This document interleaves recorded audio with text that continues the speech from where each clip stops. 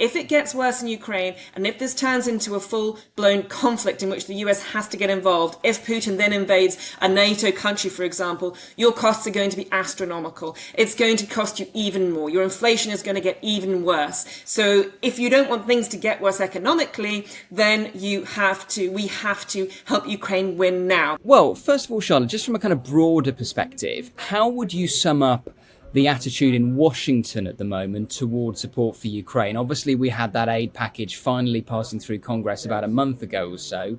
But what is the mood music among politicians in Washington at the moment? I think what's interesting at the moment is that after this very, very volatile debate, and we were reading about the Ukraine aid package every day, and it was incredibly contentious between the MAGA faction, the Republican Party, and then of course Biden really pushing for this package, and there was finally agreement on it. And what's interesting is now that it seems to have gone silent, and I think that's very telling, because everyone's in election mode now and looking at the issues that are going to really have an impact on voters and are going to really have some sort of sway in those swing states that are going to be crucial in the elections in November.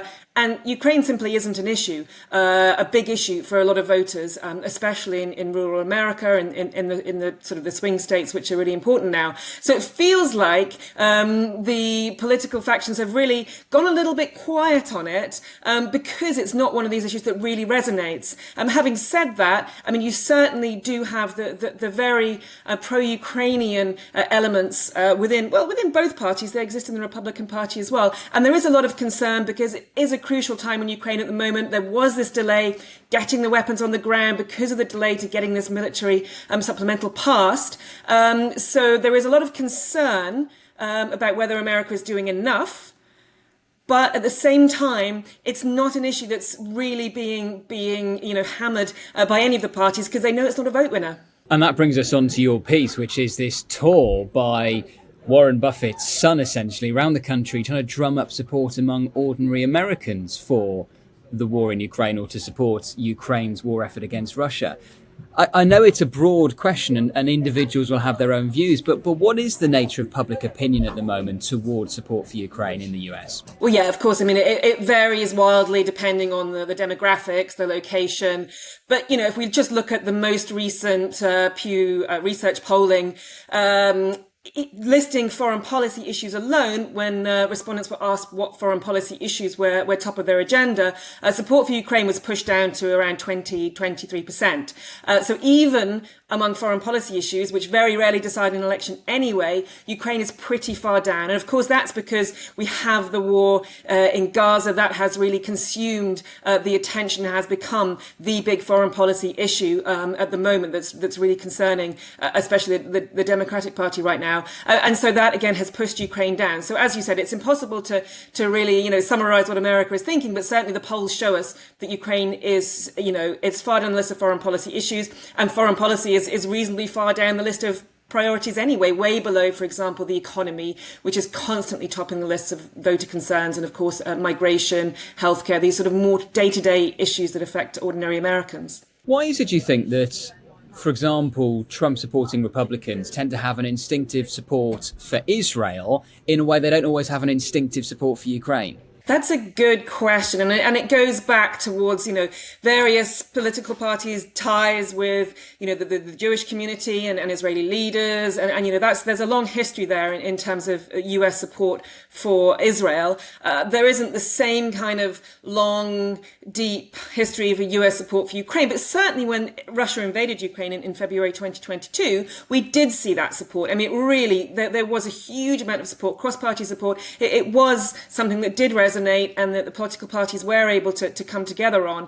And we've just seen that erode over the past few years. And there's a number of reasons for that. And one of them is Russian propaganda and the disinformation from Russia, which does infiltrate down to the most local level. I was speaking to Heather Connolly. She's one of the from the German Marshall Fund think tank. She was on this tour that we're going to talk about. And she was just saying, the church groups, for example, I mean, where we were in Erie, Pennsylvania, there was a there were signs for a Russian church festival coming up in this small town. And she was saying this is how, how it really gets down to the granular level, this sort of Russian misinformation, this Russian sort of messages that they're trying to get through down to these communities. And they seem to be doing a very good job of it at the moment, to be honest.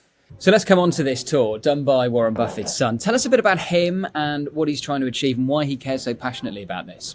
Yeah, so Howard Buffett is the middle son, middle child of billionaire Warren Buffett, of course, and interesting, family dynamic there. Warren Buffett brought up his children in a very sort of low-key manner. They weren't given huge amounts of money. They grew up in the small sort of Nebraska community in a reasonably modest house. And so they certainly didn't have this sort of, millionaire, billionaire lifestyle. And it wasn't really clear for a long time if Warren Buffett was going to leave any money, any significant proportion of his billions to his children. But then in 2006, he announced, and surprised many people actually, when he announced that he was going to give, at that time it was $1 billion each to each of his children for charitable foundations, for philanthropic endeavors. And Howard Buffett at this stage had become quite a successful farmer in his own right. He'd always had this sort of passion for the land and tinkering with, farm machinery. And he'd actually turned that into a very successful soybean farms in Illinois and Nebraska.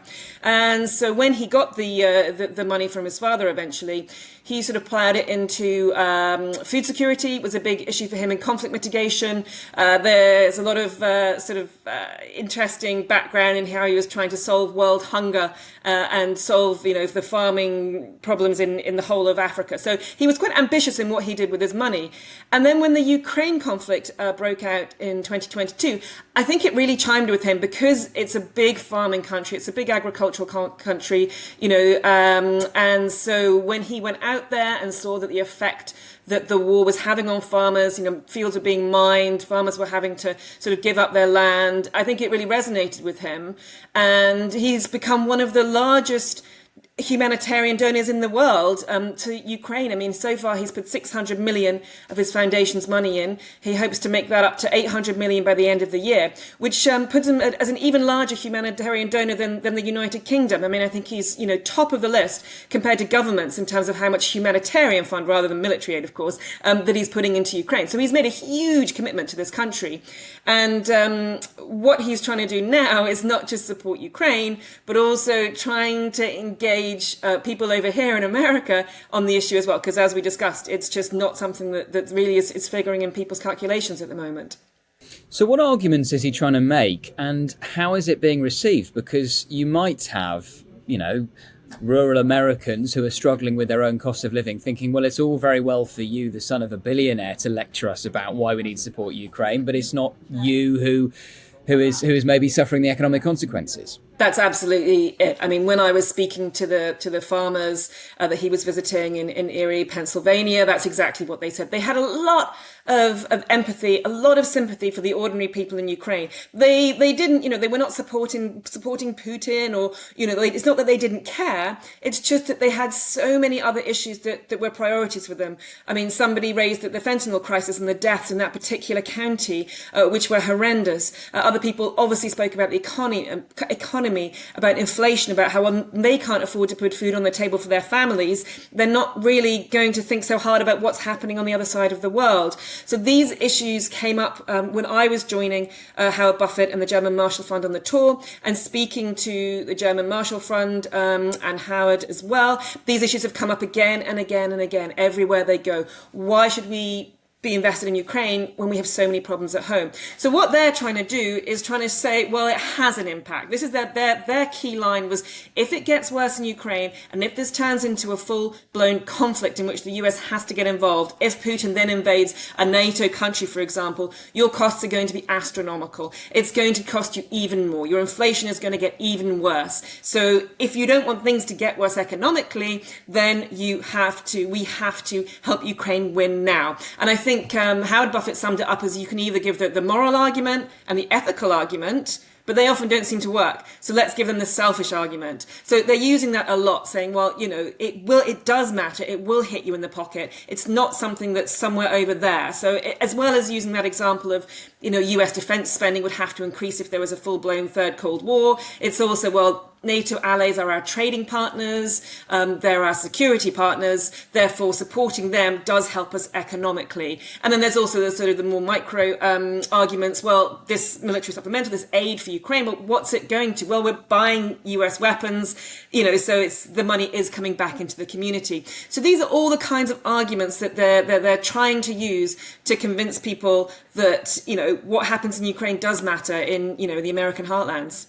And just finally, Charlotte, from those conversations, was there any sign that it was working? Was there any sign that actually he was changing minds on this? I mean, it's difficult to sort of summarize from it because, of course, they've been on 10 stops all across the states. I joined them for one stop in Erie, Pennsylvania. And, I spoke to a handful of the farmers afterwards. And again, what I would say the effect it did have was, again, he's very good, Howard Buffett, despite being the son of a billionaire. He's quite he comes across as very down to earth, in fact, and he really is able to communicate with the farmers on their level. He speaks the same language as them. He doesn't come across as a sort of fancy billionaire. So he is able to connect, and he's, very good at sort of making them feel that connection with the farmers in Ukraine.